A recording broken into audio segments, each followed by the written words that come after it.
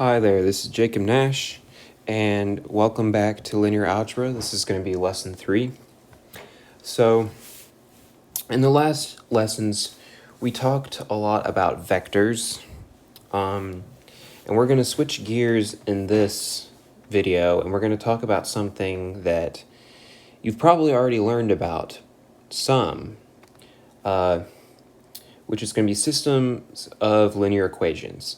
So later on in linear algebra, when we're talking about matrices, those are the two factors that will be helpful for us. So vectors and then systems of linear equations.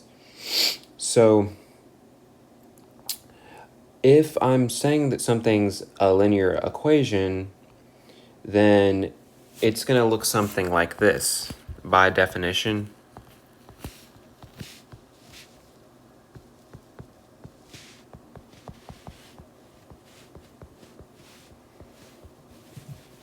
So you might not like that, like that kind of notation if you don't know what that means, but all this is saying is it's just going to have a number times x plus another number times x, and if we're saying n, that's going to be like however many there are. And it's going to equal b, which would just be another constant.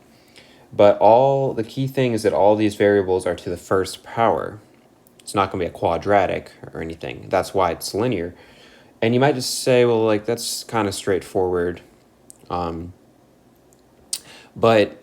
not in this class are we going to talk about this, but if you have things in a different dimension, you could have a linear plane, technically. So there's not just a line, like there's other things that there could be. But for the most part, the one that you're used to is going to be this. We've graphed a line since probably high school algebra, and that's what we know, y equals mx plus b. But the purpose of this thing is just like, yeah, it can have other things added and whatever. So that's what a linear equation is.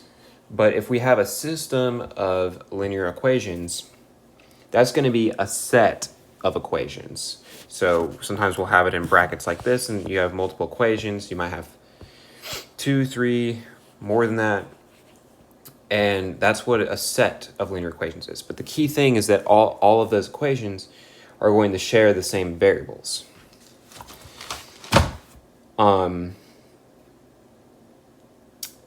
So what would be a solution? Like what are we supposed to do with a system of linear equations? Well, if you remember, what you're trying to do is to solve for the variables. So if you have an x and a y, you're trying to figure out what they equal.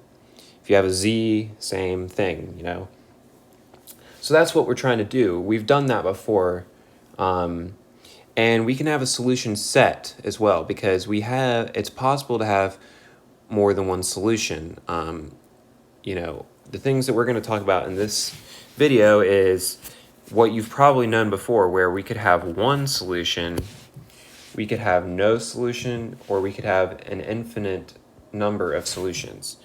Now, one solution is going to be if you have two lines like that are like that, there's going to be one solution. No solution, they're parallel. Try to draw that better. The lines never touch, so there's never a solution, because graphically the solution is going to be where they intersect. I should have said that, but infinitely many is if they're just completely on top of each other, and that means all of the points that are on top of each other are solutions. So those are 3 things that you probably learned already in high school algebra. But in the first place, let's talk about how that we can find solutions. So how would you find solutions?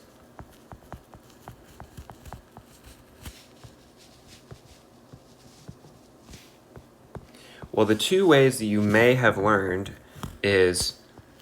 are substitution, and then the other one is elimination. And I'll talk a little bit about what each one is. So substitution is where you take one of the equations,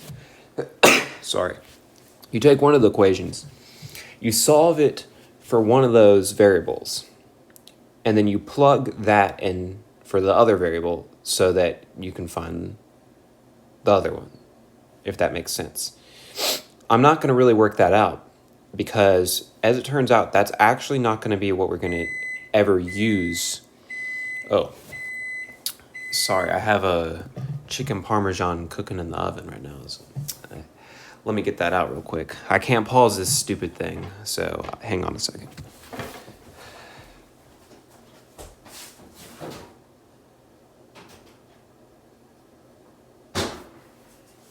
All right, it's not done yet.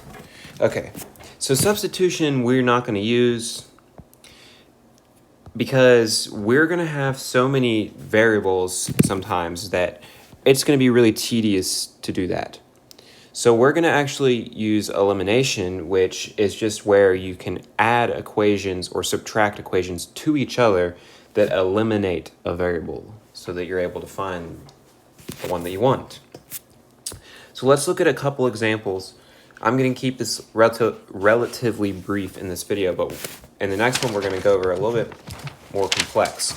And I know I said before that we're not going to have that many examples in these videos, but for some of the videos like this one, it only would make sense for me to actually have an example. So let's just have a basic one. This.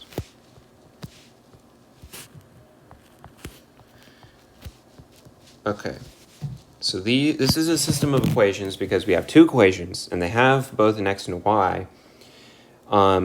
Substitution, as I mentioned, would be if you solved for y and you'd be like, okay, y equals 5 minus x, and then you plug in 5 minus x to that. But you can do that in this case, but some of the other ones, it's going to be very tedious to do. So let's just do elimination instead because that's going to be useful. So what you want to do for elimination is to add or subtract an equation to the other one that will make something cancel out.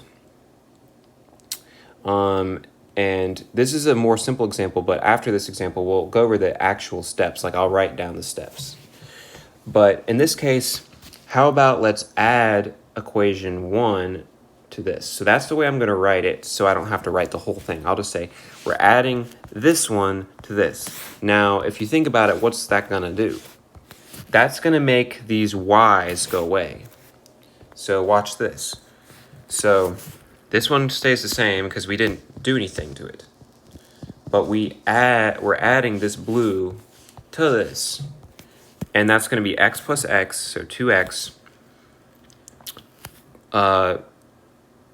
Y minus y plus y is going to be 0y, or nothing, right? It cancels out. Well, in this class, I'm going to write it like this because you'll see why later, but it's useful to still write it like that for the time being, just so that you can see where the cancellation was. And then you're going to have 3 plus 5, 8. It is going to be important, especially if you subtract. It doesn't really matter for addition, but if you subtract, make sure you do this plus this, this minus this. Like, do it in the right order. So we're going to do that. Now, what you're going to want to do is do a scale it. So because we have this 2x here, that's not what we're going to want.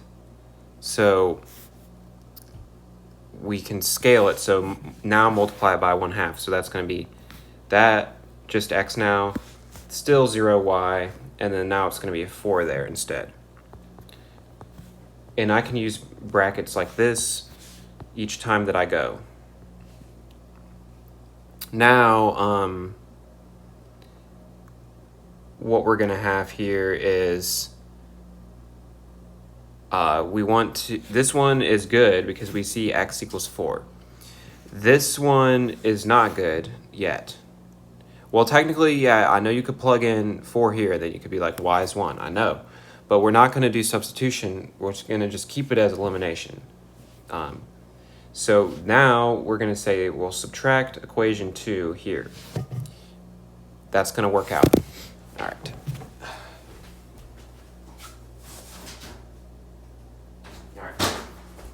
Sorry, I was Don't want my food to burn.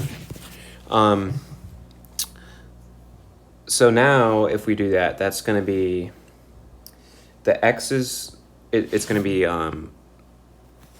x minus x, 0x, y minus 0y, that doesn't do anything, so it's still y. 5 minus 4, 1. Now we just have this. And really what you can do now is be like goodbye to those, and then you can see y equals 1, x equals 4. Plug that into there, you know that it works. This case, yeah, substitution probably would have been easier, right? Or less time consuming, but that you're going to want to do it this way for the ones where we'll have more variables. And then if you were to graph these two lines, it would look roughly like this. And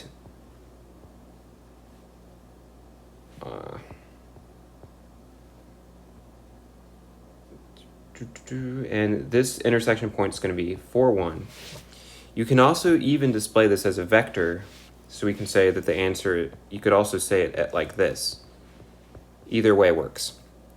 So that's going to be a simpler way, that's an easy problem for how you would use elimination. But now let's actually write out the steps and look at one more complex example. So I'll just write out the steps. So the steps for elimination, we're gonna first rearrange. I'll talk about what these steps mean in a second. Rearrange, and then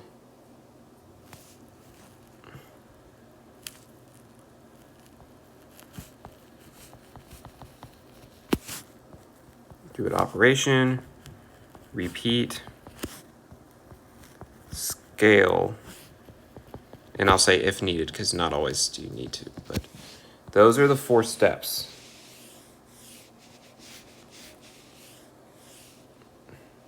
All right. So I'm going to actually pause the video, more like stop, because I can't make it really paused. So you'll see in lesson 4 how we're going to do this. So see the next video for that.